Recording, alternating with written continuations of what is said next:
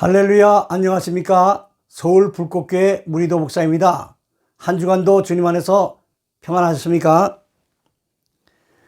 오늘은 헬라어, 히브리어 완전 마스터 비결에 대해서 첫 번째 강의를 드리고자 합니다. 잘 한번 경청하시면서 들으시는 여러분들에게 공감이 되시는 귀한 강의가 되기를 바랍니다. 자, 헬라어 히브리어 완전 마스터 비결 하게 되면 많은 분들이 의아해 하실 겁니다. 힘들고 어렵다고 생각하는 분들이 많이 있으니까요. 그런데 완전 마스터가 가능하다는 것이죠. 그래서 먼저 말씀을 드리면 완전 마스터의 개념부터 잘 잡아야 될 줄 압니다. 완전 마스터면 무조건 어렵고 힘들게만 생각할 것이 아니라 핵심을 파악하면 된다고 봅니다. 그럼 핵심은 무엇이냐? 헬라어도 히브리어도 완전 마스터의 원리는 똑같습니다. 자, 먼저 말씀드릴 것은 헬라어나 히브리어의 가장 핵심은 동사에 있습니다. 그 외에도 명사, 전치사, 접속사, 여러 가지 분사 많이 있죠. 그런 중에서 이 동사의 변형은 아주 중요합니다. 동사의 문장을 볼 때 동사와 명사 여러 가지가 다 있죠. 그 중에서 동사를 찾아내서 그 동사의 원형을 찾아내는 것이 문법의 핵심입니다. 자, 그래서 완전 마스터에 대해서 잠시 말씀드리면 원어 사전이 있으면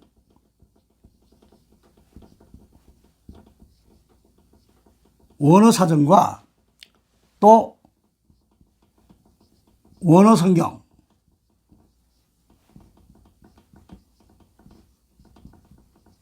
요 두 개만 있으면 동사를 찾아내서 그 동사의 원형을 찾아낼 수 있으면 문법 마스터의 70% 이상은 완성된 것이죠. 그래서 가능하다고 말씀드리는 것입니다. 자, 그럼 완전 마스터를 하려면 가장 중요한 것이 무엇이냐? 정말 헬라어나 히브리어 문법을 완전 마스터할 필요성이 무엇이 있는가? 이것이 준비되어지면 된다고 봅니다. 그래서 오늘 가능한 짧은 시간 안에 첫 번째 이유, 헬라어나 히브리어를 꼭 해야 될까? 또 그 필요성이 얼마나 절실한 필요성이 있을까 하는 데 대해서 잠시 오늘 시간을 갖도록 하겠습니다.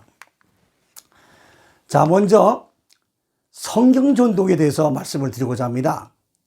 성경 정독입니다.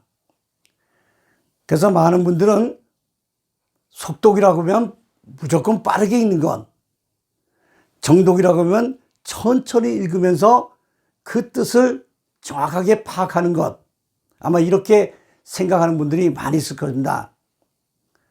그러나 속독, 아무리 빨리 읽어도 그 내용이 파악되어야겠죠.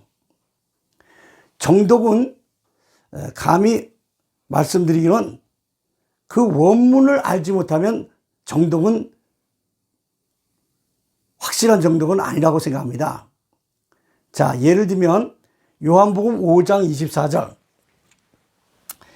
요한복음 5장 24절을 먼저 한번 말씀을 드려보도록 하겠습니다. 요한복음 5장 24절에 보면 예수님께서 이렇게 말씀하셨습니다. 내가 진실로 진실로 너에게 이르노니 내 말을 듣고 또 나 보내신 이를 믿는 자는 영생을 얻었고 하는 말씀이 나옵니다. 심판에 이르지 아니하니 사망에서 생명으로 옮겼느니라. 자, 여기 말씀 가운데 영생을 얻었고 하는 말씀이 나옵니다. 작년 강의 때도 한번 말씀드렸지만 다시 한번 반복해서 말씀드리겠습니다. 예수께서 가라사대 내가 진실로 진실로 너에게 이르노니 내 말을 듣고 나 보내신 이를 믿는 자는 영생을 얻었고, 자, 영생을 얻었고, 그러면 우리 국문법상으로는 쌍시옷이기 때문에 과거형이죠. 그러면 영생을 과거에 얻었다? 좀 더 정확하게 말씀을 이 시간에 한번 우리가 생각해 보고자 합니다. 정독이란 것은 무엇인가? 영생을 얻었고 하는 그 말씀이 국문법으로 번역이 되어 있기 때문에 과거로밖에 볼 수 없죠. 자, 그러면 헬라어에는 뭐라고 나오는가? 헬라어에 들어가 보면 원문에 에케이라고 나옵니다. 에케이. 자, 이 에케이는 영생을 얻었고 우리 국문법에는 과거형으로 했는데 이것이 과거일까요? 현재일까요? 미래일까요? 하는 겁니다. 그것은 성경이 기록된 원문 말씀, 헬라어 원문에 에케이라고 나올 때는 현재형으로 나옵니다. 현재형. 그래서 이 에케이라는 이 원문의 뜻을 그대로 직역을 하면 영생을 지금 가지고 있고 이렇게 나옵니다. 지금 가지고 있고. 현재형으로 나온다는 것이죠. 이것이 성경 정독입니다. 여러분들 어떻게 생각하십니까? 예수님께서 말씀하시되 내가 진실로 진실로 너희에게 이르노니 내 말을 듣고 또 나 보내시니 하나님이죠. 하나님을 믿는 자는 영생을 지금 가지고 있다. 저는 이 말씀을 읽으면서 영생을 지금 가지고 있다. 하나님께서 우리 믿음의 사람들을 보실 때는 과거의 신앙생활을 아무리 잘해도 대단하지 않다는 것이죠. 또 결심을 합니다. 내일부터는 또 다음 주부터는 정말 신앙생활을 잘할 것이다. 미래도 현재보다는 중요하지 않다는 것이죠.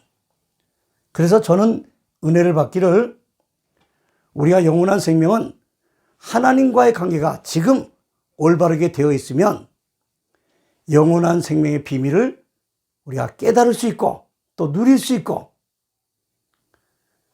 또 하나님과의 관계가 진실하게만 있으면 영원한 생명의 비밀을 과거에 조금 누리다가 마는 것이 아니고 미래에 얻을 것도 아니고 지금 하나님과의 관계 속에 올바르게만 되어 있으면 영원한 생명의 비밀을 깨닫고 누릴 수 있다. 이렇게 한번 저는 은혜를 받았습니다.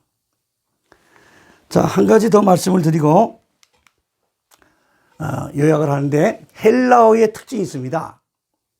이 헬라어는 지구상에서 가장 섬세하고 풍부한 의미를 정확하게 전달할 수 있는 언어가 헬라어입니다. 가장 섬세한 뜻, 풍부한 의미를 정확하게 전달할 수 있는 언어. 그것도 지구상에서 가장. 저는 이 헬라어의 뜻을 생각하면서 하나님께서 우리에게 주신 구원은 정확한 것이구나. 구원을 받았는지 못 받았는지 희미한 것이 아니고 우리가 하나님 말씀 속에 정말 깊이 그리고 정확하게 그 말씀을 붙잡으면 하나님께서 주신 믿는 자의 구원은 정확한 것이구나 하는 것을 생각하면서 헬라어 문법을 참 사모했습니다. 자, 오늘 이 시간에 한 가지만 더 생각해 보면 창세기 1장 1절에 이렇게 말씀이 나오죠. 태초에 하나님이 천지를 창조하시니라 이렇게 말씀이 나오고 2장에 보면은 2절이죠. 1장 2절에 보면 땅이 혼돈하고 공허하며 흑암이 깊음 위에 있고 하나님의 씨는 수면 위에 운행하시니라.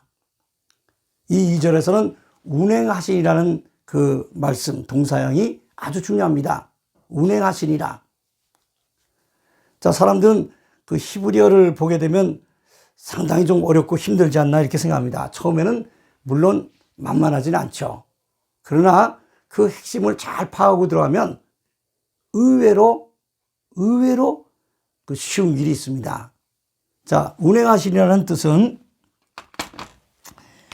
이렇게 나옵니다.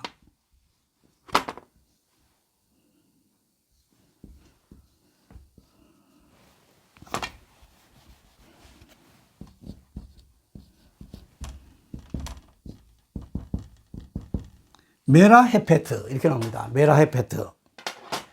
이렇게 나오면 대부분의 분들이 아이고 이거 복잡하다 이렇게 생각하죠. 그런데 문법의 핵심을 파악하게 되면 이제 이게 분사형으로 나옵니다. PL 분사형으로 나오는데 앞에 가지치기 하고 뒤에 가지치기 하면 대략은 히브리어는 본래 자음으로 되어 있습니다. 모든 것이 22자의 자음 라멧 헤드 페라고 하는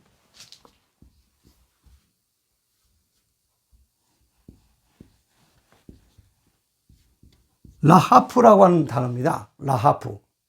PL 분사형으로 되어 있죠. 이 라하프라는 단어의 뜻은 두 가지가 있는데 하나님의 신이 수면 위에 운행하시니라. 우리는 성령님이 우리를 거듭나게 하시고 또 믿는 자들이 하나님 말씀 가운데 걸어가게 되면 내주하신다고 하죠. 성령님이. 그러니까 간혹 저부터도 성령 하나님이 작으신 분이 아닌가 이런 생각도 할 수 있습니다.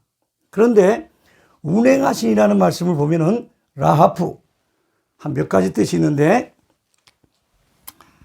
첫째는 배회하다는 뜻이 있습니다. 배회하다. 그러니까 새가 자기의 새끼를 관심과 사랑을 가지고 돌보고 있는, 그래서 배회하고 있는 이런 모습. 아마 독수리를 생각해도 되겠죠.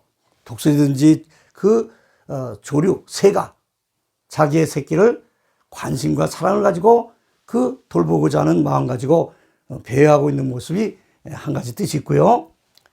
자, 두 번째는 암탉이 알을 품고 있는 모습.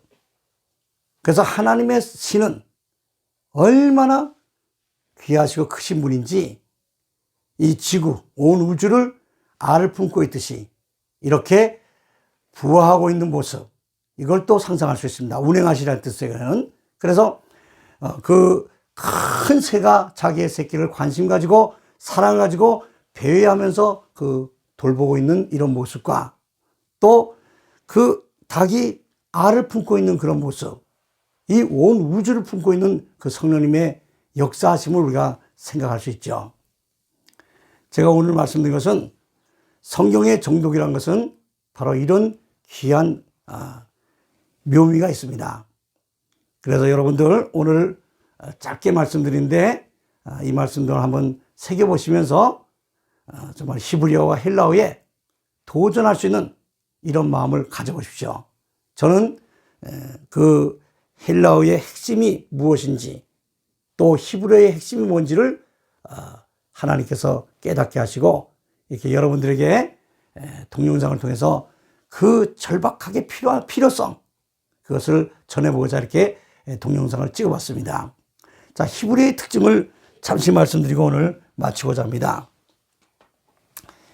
히브리어는 7강동사 어간 대조표라는 것이 있습니다. 그 속에서도 이제 카탈이라는 단어가 대표적인 단어로 우리가 쓰는데요. 무려 한 2,400여 가지 변화를 익힙니다. 이 말씀은 히브리어는 상당한 깊은 의미를 가지고 있다는 것이죠. 헬라어는 지구상에서 가장 섬세하고 풍부한 의미를 정확하게 전달할 수 있는 언어, 정확성입니다. 히브리어는 카탈이라는 동사 같은 경우는 한 2,400여 가지 변화를 일으켜요. 동사 하나가요. 그러니까 대단히 그 기품을 가지고 있다는 것이죠.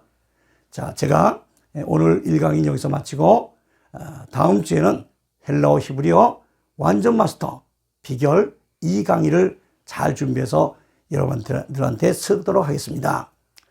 더 좋은 동영상으로 다음 주에 다시 만날 때까지 한 주간도 주님 안에서 평안하세요.